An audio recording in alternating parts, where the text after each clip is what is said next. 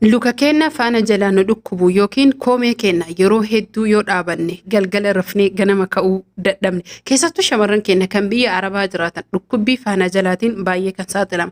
Assalaamu alaikum warahmatullaahi wabarakaatu. Ashama harka fuunee Oromoo koo guutu jirra jirtu amantiif kutaan osoo waliin qoodin kan har'a qabadee dhufe waa'ee dhukkubbii lukaa namoonni hedduun gaafii na gaafatan. Asurratti kan isiniin jedhu dhifama sagaleen kiyyas xiqqoo na duudee jira. Namoonni hedduun viidiyoo waa'ee lukaa dhukkubbii kanaas tahee akkasuma mootuyyuu waa'ee sababoolee dhukkubbii yookiin qoricha dhukkubbii akkamitti akka ofirraa hir'isnu kan hedduu hojjedhe viidiyootu jira. Akkasuma mootuyyuu namoonni viidiyoo sana hin arginillee ni jira. Kanaaf lukni keenya akkuma sitti argitan kanatti jechuudha faana jalaan kan dhukkubuu fi akkasuma mootuyyuu koomeen keenya kuni hidda luka keenyaa yookiin qubbeen keenyaati. Namoonni hedduun ni beektan jechuudha akkuma viidiyoo kanarratti argitan yookiin ammoo akkuma luka suuraa asitti argaa jirtan kanatti. Kanaaf rakkoolee adda addaatii fi wantoota adda addaa ittiin nu dhukkubuu mala garuu jechuudha qoricha isaallee viidiyoo kiyya dhumarratti kan argattanii fi akkasuma ammoo rakkoolee inni irraa nu dhufu tokkoffaan jechuudha yookiin ammoo akkamitti dhukkubbii isaa kana namoonni hedduun kan dhukkubu tokkoffaa irratti shamarran keenya bakka amma milikkita yookiin mallattoo arginu kanatti hedduu hojjetaa bulanii manni saramiika yookiin ammoo shaklaadha. Kana jechuun mana Arabaa ni beekama afaan qabu farshaa keessattuu lukaan jechuudha sirippalii akkasuma mootuyyuu caammaa yookiin kophee adda addaa waan yorsoo hin uffatin namoonni lukaa qullaan jechuu haaluma amma argitan kanaan lafarra deemaa oolanii yookiin dhaabannaa dheeraa hiqaa dheeraa dhiqan yeroo dheeraa mana Arabaa keessatti dhiqan akkasuma mana Arabaa kana walawwalaa yookiin qulqulleessaa oolan hundi isaanii masahaa oolan jechuudha. Galgala san ni ciisan garuu ganama yoo ol kahan namoonni hedduun jechuudha kan yeroo ol kahan faanni isaanii yookiin lukti isaanii kun gadi jechuu fi lafa hin dandeenye orrarraasanii kan okkolcheessu akkasuma mootuyyuu yeroo muraasaa yookiin daqiiqaa muraasaa hanga ribaa ka'anii turan yookiin qaamni isaanii bakka amma milikkita argitan kana kan hedduu dhukkubuu fi hadoodhu jechuudha. Isa malees jechuun namoonni keenya gariin ammootuyyuu bakka guyyama kan osoo hojjetu osoo rafinuyyuu hojjetee yookiin hiqaa dhiqee dhaabatee maal jedhee nyaata hojjetee yoo kursii irra gattaa yoo xiqqoo taa'e yoo ol kaha jedhu bakka saniin hedduu faanni yookiin ammoo koomeen isaa kan dhukkubduudha. Kanaaf hordoftoota fi kabajamtoota kiyya warroonni rakkoolee akkanaa qabdanis ta'e akkasuma ammoo warroonni hiddi qaamni keessan lukni keessan hidda qabu yeroo hedduu qoricha hiddallee hojjedhee jira dhukkubbii koomee kanallee hojjedhee jira. Har'a gaafii kana gaafatamee waan dhufiina dhukkubee argeef jecha irratti dirqama jedhee viidiyoo deebi'ee dhufe viidiyoo hojjedheen karaa biraatiin luka qofa fidee jechuudha.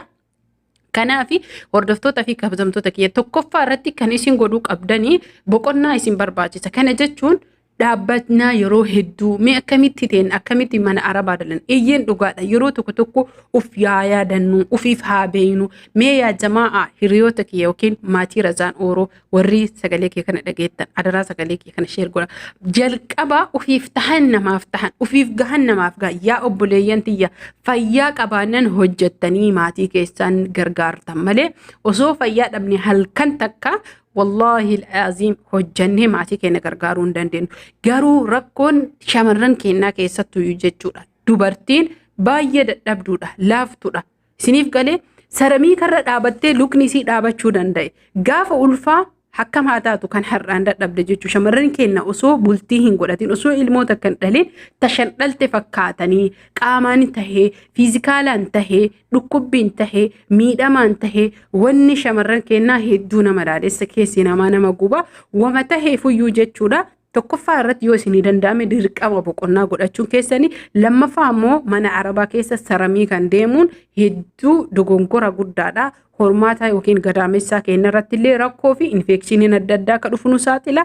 Kanaaf namoonni luka keessan qullaa saramiika yookiin ammoo mana Arabaa irra hojjettan yookiin dhaabattanii yeroo dheeraa hiqaa dhiqtan irraa of qusadhaa isiniin jedha. Kaalsii haa ta'u sirippaloota mana keessa hojjetamu ittiin hojjetamu wanta adda addaa haa ta'u madaamiin isiniin kennitu taanaan maallaqa keessan namaaf taatanii ufiif tahaa baasaa fayyadama.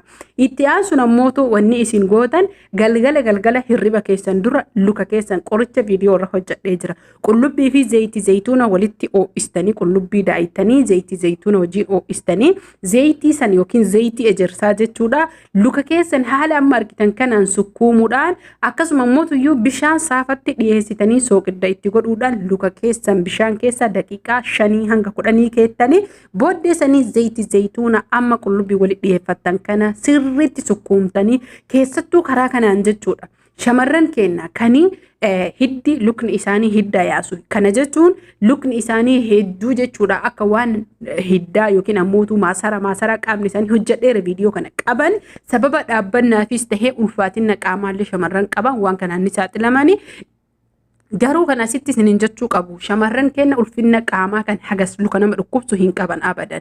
Kanaaf wanni isin godhuu qabdan dhiifama of kolchaa isiniin jedhaa xiqqoo qoonqootu na duude asumaan ammoo du'aa illee walii haa kadhannu maatis walii haa taanu laayik goota malee viidiyoo kana biran tarina dhiifama of kolchaa luka keessan haala kanaan erga bishaan keessa kaa'uunfaa gariif madaamii sodaatti hin mijaa'uuf hayyee inni isin hin mijooyne maal gootan luka keessan galgala hirribaaf gola keessan seenanii zayitii fi qullubbii qopheeffattanii barbaadan kaalsii qopheeffattanii barbaadan bijaamaa surree taayitii qopheeffattanii godhattanii osoo hin godhatin dura kan godhattes ofirraa baaftee luka kan kee koomee irraa jechuudha sukkuumtee akkasuma mootuyyuu ati ka godhuu qabdu itti aansuun luka kan kee daqiiqaa 20 fi hanga 15 luka kee girgidda irratti ol dhaabdee akkuma nama miidhama garaa sukkuumatu ciiftaa jechuudha. Obboleettii tiyya kan asirratti si gadi fageessee si himuu qabdu ati amma koomee qofaaf fayyadamta malee hidda lukni kan kee warri hidda akka maasaraa qabu dhaabbannaa irraa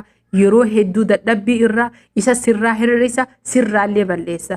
Namoonni zayitii zayituunaa fi qullubbii haala an hime kana yookiin zayitii ejersaa fayyadamanii jedhan hedduu kan bu'aa irraa argatanii fi hiddis kan irraa bade akkasuma mootuyyuu kalluun isaanillee itti fure.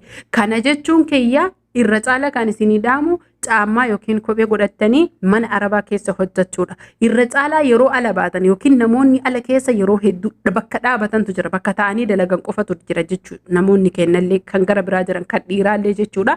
Yeroo dhaabattan kana yeroo hojii hojjettan caammaa siniikarii osoo godhattanii hedduu bareedaadha. Akkasuma dalagaa keessanirraa osoo galtanii daqiiqaa 5 hanga 10 bishaan ho'aa keessa sooqidda biyya keenyaa wajjin osoo keettanii achi booda daqiiqaa 10 hanga 15 jidduu 20titti girgidda irratti luka keessan ol dhaabdanillee hedduu bareedaadha.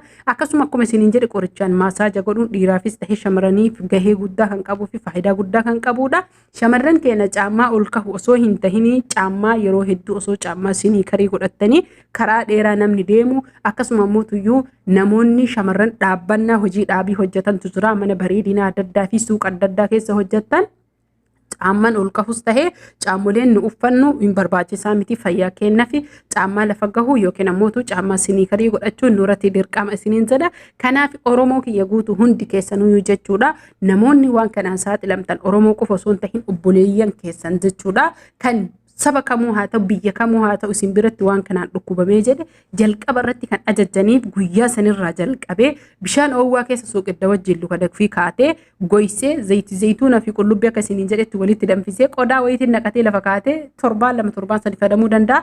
Hirriba dura ittiin sukkuumatee luka ofii girgiddarra dhaabee achi booda hoo maal godhare luka ofii gaddeebisee hirriba ofii ittiin rafaa sosochii lukaa akkasuma mootuyyuu namoonni yeroo ol kaatan lukni keessan isin hadoodee ganama hirribaa yoo kaatan isin dhukkubu sunillee isinirraa bada. Kanaaf hordoftoota fi kabajamtoota kiyyaa viidiyoo kana jechuudha warroonni qoricha san akkamitti hojjanna jettan viidiyoo amma asirratti shaashaa irratti argitan yookiin ammoo bilbila kanarratti argitan viidiyoo kana ammallee xumura viidiyoo irratti illee isiniif kaaya tuquudhaan dhayitanii ilaaltanii irraa fayyadamuu ni dandeettanii. Kana kan isinii galuu qabu akkamitti akka qoricha hojjettan malee waa'ee lukaatii fi rakkoolee lukaa kanuma irratti jechuudha kan hojjedhe. Kanaaf qoricha lukaa haala kanaan hojjechuu ni dandeettanii hundi keessan turtii gaarii fayyaan faayaa Oromoo koo guutuudha. Isin jaalladha isin kabaja warroonni maatii koo taatan hedduun galatoomaa isinirraa babbaduuf biizii ta'e ammas viidiyoon kiyya waan laallamaan jirreef xiqqoo na dadabbaree horaa bulaa nagahatti.